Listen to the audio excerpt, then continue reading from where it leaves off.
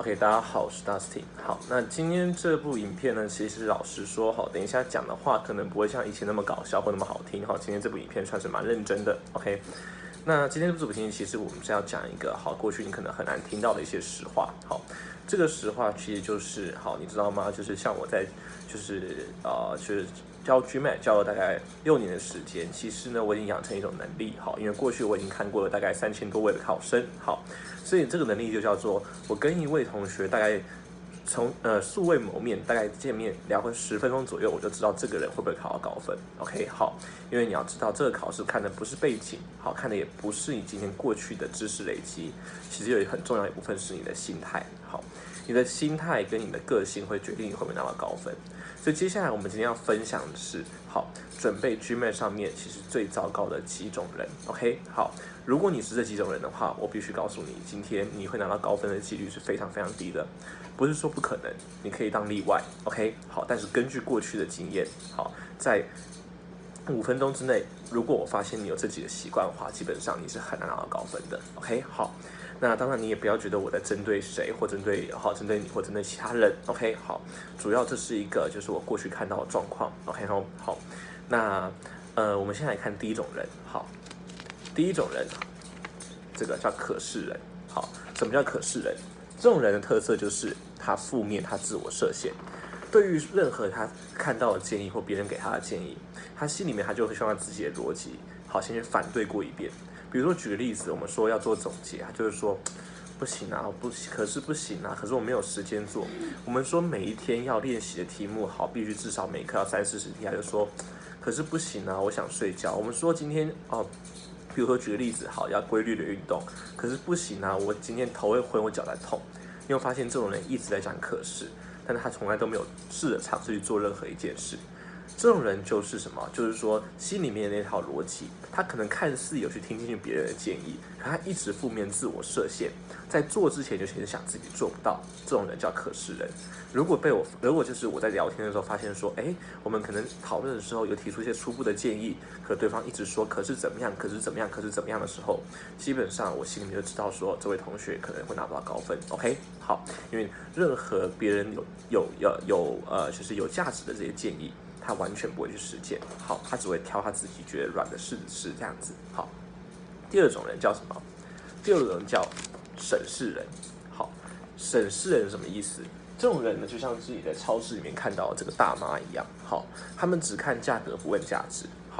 这种人就像是什么？就像是你今天在台湾看到越来越多人去玩夹娃娃机一样。OK， 好，只会看到这个价格，这个娱乐是廉价的10块钱的娱乐，不去存钱去追求更高级的东西。OK， 好，很多人在台湾看到价格不看价值，比如说看到499就赶快去排队。OK， 好，在准备 GMAT 的路上，其实也有很多人是这样子的，他只看省力不看成效。比如说举个例子，他看到今天这个总结要慢慢的去抓考点，然后要慢慢的去归纳所有的题目，然后呢去慢慢的去形成自己的思维。他觉得太慢了，他觉得我还不如直接去刷题。他看到今天这个题目还要自己想过一遍才求得答案，他觉得太慢了，他不如直接去对答案，然后看网络上的解答。这种人他自以为省事，但其实上呢，你以为免费的反而最贵。OK， 你以为是省事的，到最后反而是完全是最费力的。OK， 好，很多时候那个方法存在于那边，虽然看似是很麻烦，看似是花时间花精力，但这些时间跟精力都是在锻炼你自己的思维模式。所以请你不要当一个只看到价格不看到价值的人。不要当一个只看到省力不看到成效的人。OK， 好，那第三种人是什么人？叫拖延人。这种人非常非常多。什么叫拖延人？来这边报了 GMAT， 好，来我们这边 A2 GMAT 报了，就是考试报了这个就是课程之后，上课的时候拖拖拉拉 ，OK， 一下子又要补课，然后补课又不来这样子。然后呢，拖了半年1年又要回来重听。然后呢，就算上完课的时候，准备了一下，准备3天停2天，一下要说可是怎样，可是怎么样，可是人会跟这种人一起出现，有没有？可是我今天上班要加班，可是我今天家里有出游，可是我今天有交换生要做。OK， 一堆可是，但是到时你也有可是要讲。可是我看你为什么军备准备到一半，我刷 IG 好，或者我看脸书看到你的这个脸书，你竟然在看世足，你竟然在这个庆祝，好，你现在在马尔地夫度假，好，你讲那么多可是都没有用 ，OK？ 你在准备考试的路上，你没有一气呵成，你走走停停，你想做什么就做什么，然后呢，想搁置就搁置。就我发现很多人怎么样，他准备的时候是他准备2年3年，他根本没有在准备，然后呢回来跟我该说，今天我觉得这考试好难哦。你觉得他难，你有给他相应的尊重吗？你没有，你一直拖延 ，OK？ 好，所以这种人，请你也不要做。好，当你下定决心要完成一件事情的时候，请你要拨一个完整的期间，去好好的规划去完成它。好，不要进进出出，七进七出，七擒七纵，你是孟获吗 ？OK？ 好，来，再来，第4种人是什么？叫碎片人。碎片人的意思很简单，就是他今天看资讯的时候，他都在断裂思考，他缺乏连贯，就很像很多同学跟我们讲说，他把我们讲义全部都看过一遍，然后他把录音档全部都听过一遍，好，就是讲义也看过，录音档都听过，好，但他觉得都还是就是什么都没有用这样子，好，就是怎么感觉自己还是可能找不到考点，看到题没办法思考，那是因为什么？那是因为你今天在看的过程中，你没有去主动连接。你要知道，在讲义里面，其实很多观念，第1章跟第2章、第3章，它们之间是有相关性的。OK， 好，比如说像今天我们说在 SC 里面，好，这个修饰语的核心词变换，其实就跟什么？其实就跟整个句子的 S 加 V 加 O 的核心词变换，好，它是有关联的。好，那你这个观念你要怎么得到呢？其实就是要靠总结来得到。你在总结，你如果今天只看讲义，按照章节上看下来，你的脑袋里没办法串联资讯，好，你会觉得这一切都是分散的。好，当资讯是分散、是碎片的时候，这种时候你考试就无法调用资讯。那你要怎么把这些资讯整合在一起？只有一条路，就是靠总结。透过总结的方式，让你今天能够去归纳一个题目从前到后会用到哪些观念。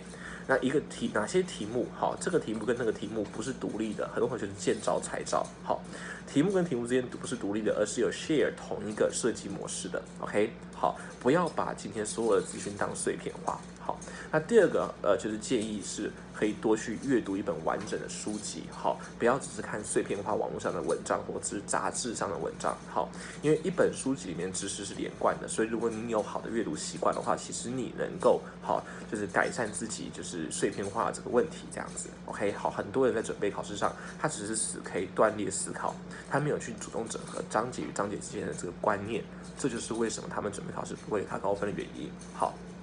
第5种我遇到的人是什么？叫牵拖人，看拖。OK， 好，看拖人的特色就是什么？他把责任都推给他人。好，考试不行，好，那轻则怪到考试当天落晒，昨天吃坏肚子，怪到家里面吵架，家里面重病。OK， 好，有人重病，然后呢又说什么？好，比如说补习班的这个教材不好啊，老师没有上课没有讲清楚，老师很凶啊，好，很凶我就不想复习啊。可是今天要问你一件事情，好，这个分数是你的还是别人的？你把责任推给他人，分数就不会因为这样归回给你。OK， 好，如果你觉得老师上的课听不懂的话，你可以去找同样上这个课程的同学 ，OK， 然后去问他们，如果听得懂的话，去跟他补强观念。你把责任推给别人的同时，你有没有为自己做到相应的努力？好，比如说今天，如果你觉得好这个课程就是怎么样呢？好，上的不够好的话，那你能不能去主动去把这个课程叫做重新的整理 ？OK， 好，比如说你今天觉得说我这个公司常常要加班的话，那你能不能为自己重新排这个生活的计划？有很多人是，他今天只会看拖，遇到问题的时候就把问题推给别人，说别人不够好，说别人不对，说别人对他的很烂，好，态度很差之类的。可是他这样做，其实一辈子都只是在抱怨，我们称之为乡民，他永远没办法把分数拿到自己的身上。当我们发现一种人，他把过去的问题都推脱到别人身上的时候，好，当我在聊天发现这件事情的时候，其实好，我心里面在想的是，这个心态是不会拿到高分的。OK， 好。再来下一种人是什么？下一种人是伸手人，什么意思呢？伸手人的意思就是他今天虽然可以发现问题，但是他问问题不经大脑，他伸手要解答。好，就像我们常讲伸手牌一样。比如说我常常听到一个问题叫做 Dustin， 我觉得我 SC 很烂，我要怎么提高？好，那问题来了，今天你有没有想过这个问题提给别人，他要怎么回答？今天我们要先做一件事，要站在别人的角度思考，那个人听到这个问题，他有没有办法就是简单扼要的回答你的问题。好，你有没有发现问一个问题之前，要问出有脑的问题，有个很重要的点是，你要先去找各种的资料，还有就是要去反思自己更细部、更具体的问题在哪里。很多人问问题是不经他，他只是想伸手要解答。这就很像是今天很多人好在网络上可能怎么样的好，就是好，你稍微去看一下，有一些旅游的部落格，你会发现有些部落格下面就会有那种就是好，譬如说举个例子，去看泰国的这种景点部落格，好，有一些泰国的达人去吃喝玩乐去分享资讯，然后去 po 那个就是懒人包有没有好，然后接下来下面就会有留言，会有比懒人包更懒的人。会跟他讲说，那个我4月15到4月19我要去泰国，好，那请问可以帮我排行程吗？请问这种问题有谁想要回答？好，当你习惯当一个伸手牌的时候，好，轻则丧失了别人对你的信任，那重则是什么？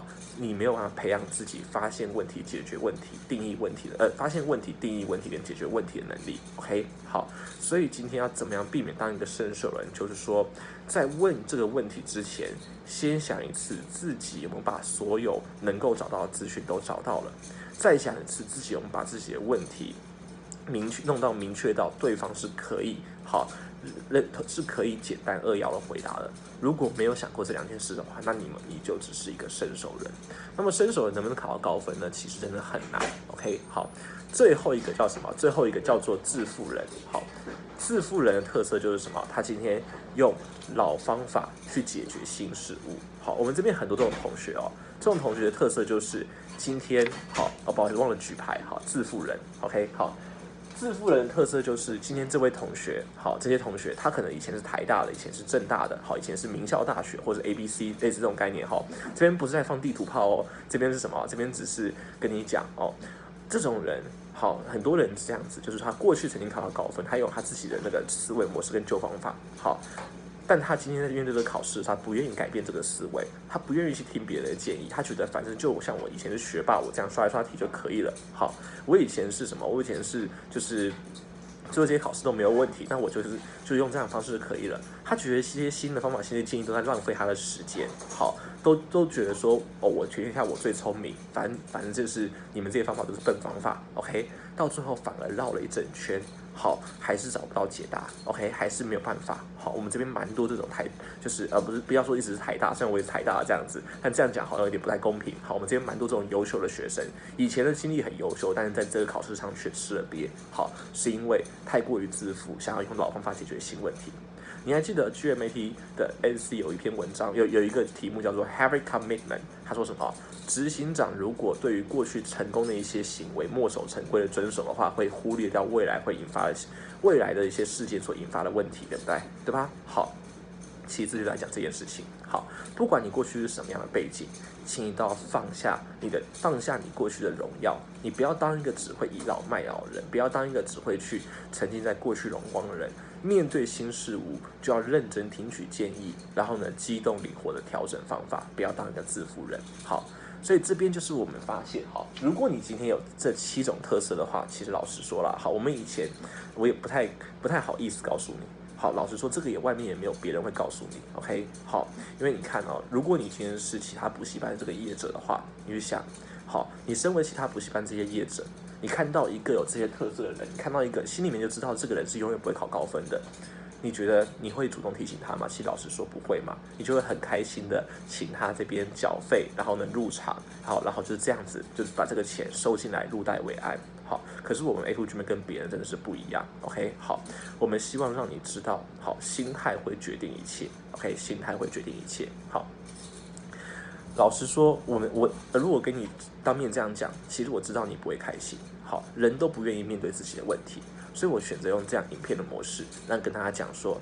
在我过去看到3000多位同学来讲，其实很多时候跟你聊天的前5分钟就已经知道你之后好会有什么样的表现了。OK， 好，那你选择要相信这部影片也没有关系，不相信也没有关系。好，这都是你的选择。好，那不过这虽然不是绝对，可是如果今天你可以愿意去听听看，听听这些建议，好，愿意去尝试一下的话，那么我很开心。OK， 好，那你也可以尝试着当例外。好，那如果你当例外，能够成功证明的话，好，那我也觉得很不错。OK， 好，那今天就先分享到这边喽。好，那我们下次见喽。好，拜拜。